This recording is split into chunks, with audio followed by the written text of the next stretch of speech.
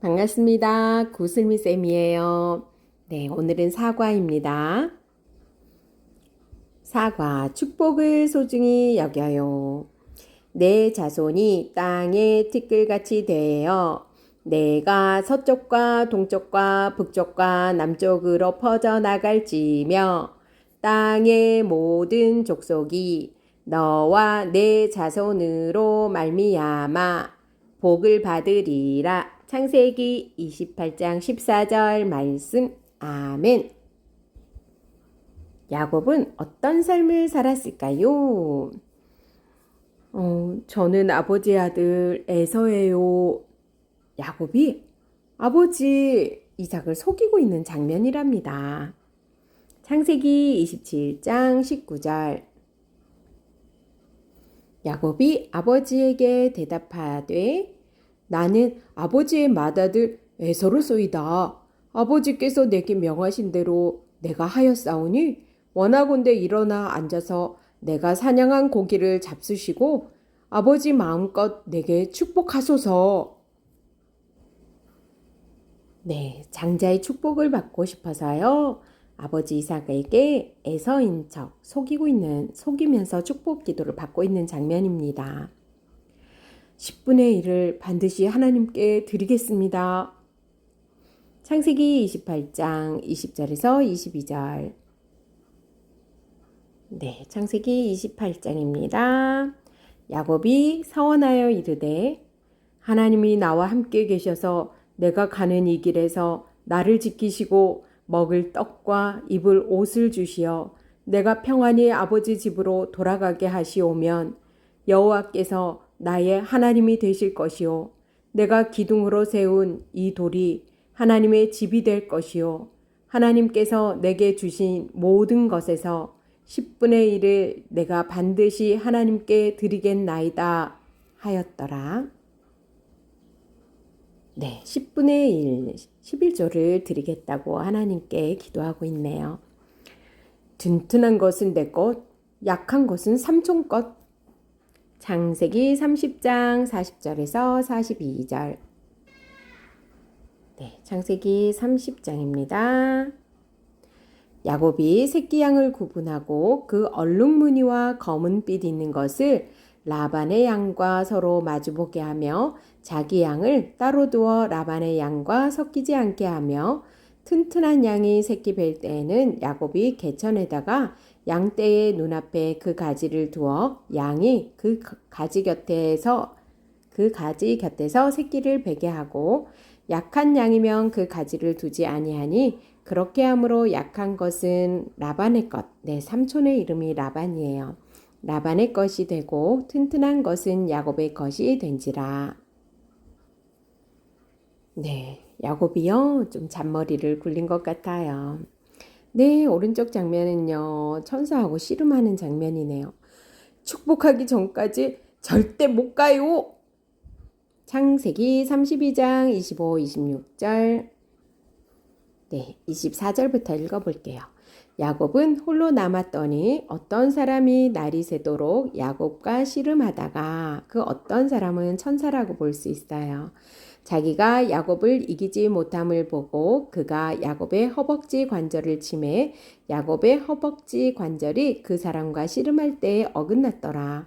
그가 이르되 날이 새려 하니 나로 가게 하라. 야곱이 이르되 당신이 내게 축복하지 아니하면 가게 하지 아니하겠나이다. 나는 요셉이 제일 좋구나. 창세기 37장 3절 4절. 요셉이 노년에 얻은 아들이므로 이스라엘이, 여기서 이스라엘은 아버지 야곱을 말합니다. 이스라엘이 여러 아들들보다 요셉을 더 사랑함으로 요셉을 위하여 채색옷을 지었더니 그의 형들이 아버지가 형들보다 그를 더 사랑함을 보고 그를 미워하여 그에게 편안하게 말할 수 없었더라. 네, 아버지 요셉이요. 아버지 야곱이 아들 요셉을 편애함으로 요셉이 형제들에게 미움을 받았습니다. 험악한 세월을 보냈습니다. 창세기 47장 9절 10절. 야곱이 바로에게 아뢰되 내 나그네 길의 세월이 130년이니이다. 내 나이가 얼마 못 되니 우리 조상의 나그네 길의 연조에 미치지 못하나 험악한 세월을 보내었나이다. 하고 야곱이 바로에게 축복하고 그 앞에서 나오니라. 여기에서 바로는요, 애굽의 왕이에요. 왕에게 야곱이 축복해 줬습니다. 이러한 야곱의 삶을 보았을 때 내가 생각하는 야곱의 모습을 점수로 표시해 보세요. 네, 점수 몇 점 줄 수 있을까요? 쌍둥이 이야기. 야곱은 축복의 사람이었어요. 야곱이 어떤 사람이었기에 축복을 받은 것일까요? 야곱과 에서를 비교해 보세요. 네, 야곱하고 에서. 형, 나 가지고 싶은 게 있어. 야곱이 장자의 축복을 무엇으로 사려고 했나요? 네, 떡과 팥죽입니다. 창세기 25장 34절. 야곱이 떡과 팥죽을 에서에게 주음에 에서가 먹으며 마시고 일어나 갔으니 에서가 장자의 명분을 가볍게 여김이었더라. 네, 떡과 팥죽으로 네, 장자의 명분을 샀습니다. 그래, 너 가져라.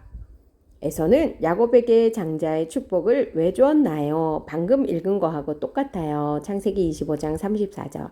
네, 가볍게 여겼습니다. 복 주기 전까지 절대 못 가요. 야곱은 축복을 받기 위해 누구와 무엇을 얼마나 했나요?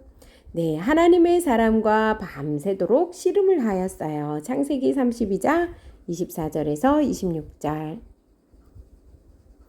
야곱은 홀로 남았더니 어떤 사람이 날이 새도록 야곱과 씨름하다가 자기가 야곱을 이기지 못함을 보고 그가 야곱의 허벅지 관절을 치매 야곱의 허벅지 관절이 그 사람과 씨름할 때에 어긋났더라. 그가 이르되 날이 새려 하니 나로 가게 하라. 야곱이 이르되 당신이 내게 축복하지 아니하면 가게 하지 아니하겠나이다. 네, 야곱은요 하나님의 사람과 밤새도록 씨름하였습니다. 날이 새도록 씨름하였어요. 난 내가 좋아하는 여자와 결혼해요. 에서는요 하나님을 싫어하는 무슨 일을 했나요? 이방 여인과 결혼을 했어요. 이방 여인하고 결혼하는 것을 아주 그 당시에는 싫어했답니다. 창세기 26장 34절 35절 볼게요. 네, 26장이에요. 에서가 40세의 헷족속, 네, 이방 사람이에요. 헷족속 브에리의 딸 유딕과 헷족속 엘론의 딸 바스맛을 유딕과 바스맛을 아내로 맞이하였더니 그들이 이삭과 리브가의 마음에 근심이 되었더라. 네, 근심이 되었나요? 유딕과 바스맛을 아내로 맞이했어요. 헷족속 이방 여인입니다. 야곱은 어떻게 되었을까요? 축복을 받았어요. 창세기 27장 29절. 만민이 너를 섬기고 열국이 내게 굴복하리니 내가 형제들의 주가 되고 내 어머니의 아들들이 내게 굴복하며 너를 저주하는 자는 저주를 받고 너를 축복하는 자는 복을 받기를 원하노라. 이삭이 야곱에게 축복하기를 마침에 야곱이 그의 아버지 이삭 앞에서 나가자 곧 그의 형 에서가 사냥하여 돌아온지라. 네, 참고로 읽어드렸어요. 에서는 어떻게 되었을까요? 슬피 울었어요. 창세기 27장 34절. 에서가 그의 아버지의 말을 듣고 소리질러 슬피 울며 아버지에게 이르되 내 아버지여 내게 축복하소서 내게도 그리하소서. 마지막까지 쓰임 받는 사람 빌리 그레함 목사님이에요. 1946년 밥 존스 대학 입학, 1938년 목사가 되기로 결심, 1949년 LA 전도대회 인도, 1973년 5월, 1980년 8월에 한국 부흥집회 인도, 1994년 1월 북한에서 선교집회 개최. 빌리 그레함 목사님은 어떻게 해서 세계적인 부흥사가 되었을까요? 빌리보다는 클리포드가 더 설교를 잘하는 것 같아. 당연하지.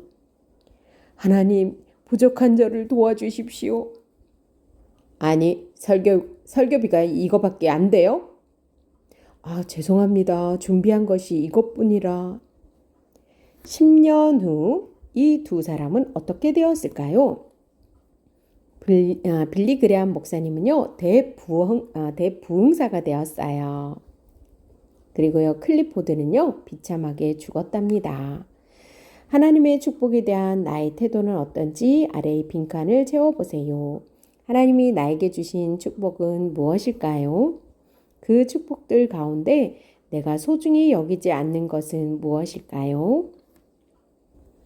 작은 책이에요.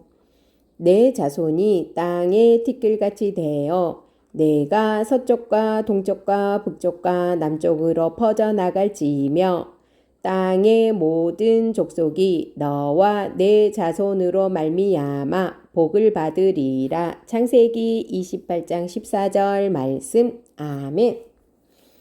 네, 에서와 야곱은 쌍둥이 형제였지만 그들의 신앙은 너무나도 달랐어요. 에서는 장자였지만 그에 맞는 생활을 하지 못하였어요. 그는 하나님이 주신 장자권을 소홀히 생각하였어요. 그래서 결국 팥죽 한 그릇에 팔아버렸습니다. 그와는 달리 야곱은 하나님의 복을 소중히 여겼어요. 비록 방법에 있어 올바르지는 못하였지만 하나님의 복을 받기 위해 노력했던 야곱의 모습은 신앙의 도전을 줍니다. 그 결과 야곱은 하나님이 주신 복을 누리며 살았지만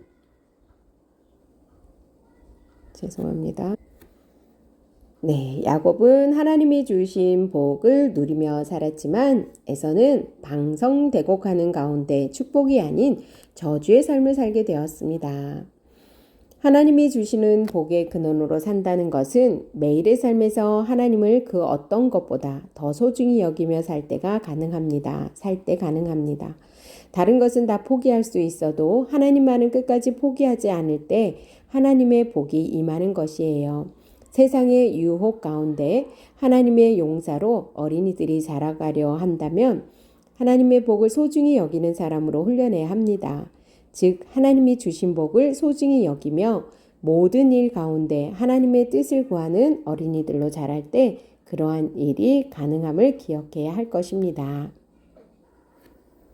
야곱의 일생 요약입니다. 야곱은 이삭과 리브가의 아들로 에서의 발 뒤꿈치를 잡고 태어났어요. 팥죽 한 그릇으로 장자권을 빼앗았으며 에서로 분장하여 그가 받을 축복까지도 가로챘습니다. 그 결과 에서를 피해 도망가는 신세가 되었어요. 그는 도망가던 중 베델에서 하늘로 닿은 사닥다리 환상을 보았으며 라헬을 얻기 위해 20년 동안 삼촌 라반의 집에서 일하였습니다.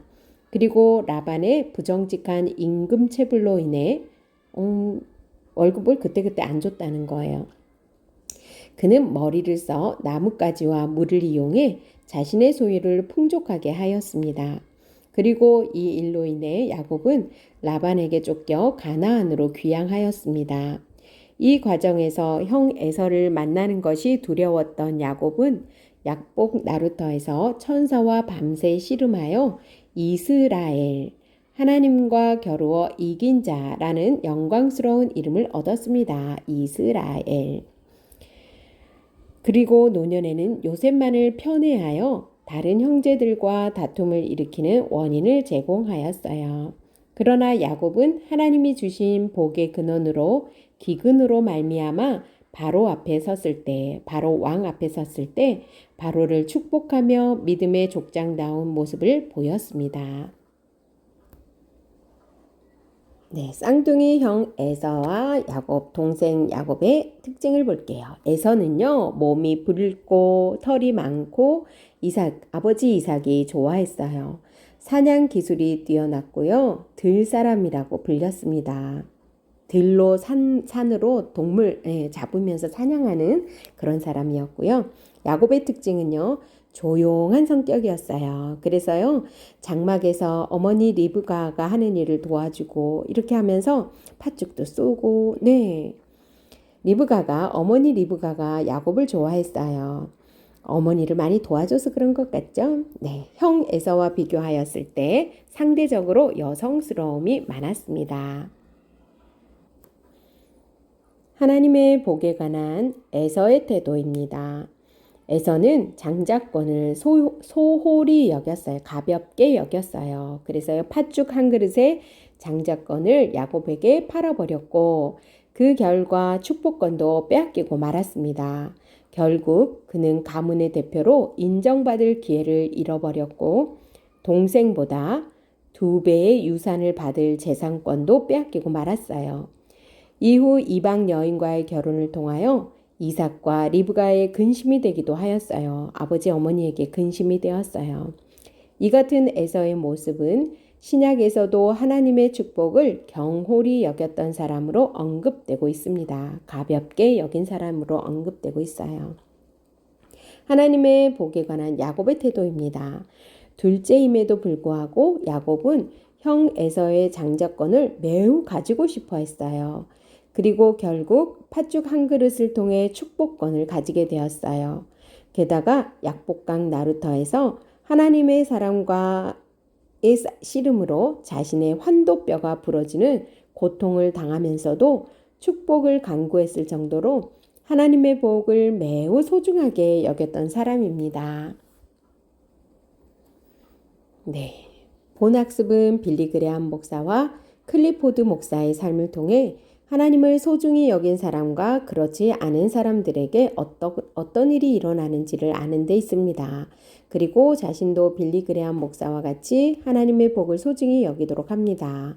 마지막까지 쓰임받은 사람 빌리 그레함. 1945년 27살의 빌리 그레함은 미국 전역을 순회하며 하룻밤에 3만 명의 청중에게 설교하는 돌풍을 일으켰어요. 빌리 그레함은 설교에 특별한 은사를 지녔고 그의 명성은 미국 전역으로 퍼져나갔어요. 그것은 그 당시 다른 두 사람 템플턴과 클리포드도 마찬가지였어요. 오히려 템플턴과 클리포드가 빌리 그레함보다 더 많은 사람의 지지를 받았어요. 이 세 젊은이들은 그 당시 똑같이 20대 중반의 나이였어요. 어느 날 저녁 수천 명의 청중 앞에서 설교하는 템플턴을 본 한 신학교 총장은 그를 가리켜 오늘날 미국 전역에서 가장 뛰어난 은사를 가진 설교자로 평가했습니다. 클리포드 역시 재능 있고 촉망받는 화제의 인물로 당시 많은 사람들은 클리포드가 수세기에 걸쳐 한 번 나올까 말까한 가장 유능하고 훌륭한 설교자라고까지 믿었어요. 그런데 1945년을 기점으로 그토록 화려하게 등장했던 템플턴이나 클리포드는 점점 잊혀가는 존재가 되었어요. 5년 후 템플턴은 라디오 텔레비전 해설가와 신문 논설위원 쪽의 직업을 찾아서 설교 사역에서 떠났어요. 이 즈음 템플턴은 점점 그리스도를 믿는 신앙인이 되지 않기로 결심했어요. 1950년경 장래가 촉망되던 이 설교자는 더 이상 강단에 서지 않았고 예수 그리스도를 믿는 확고한 신앙에서 멀어지게 되었어요.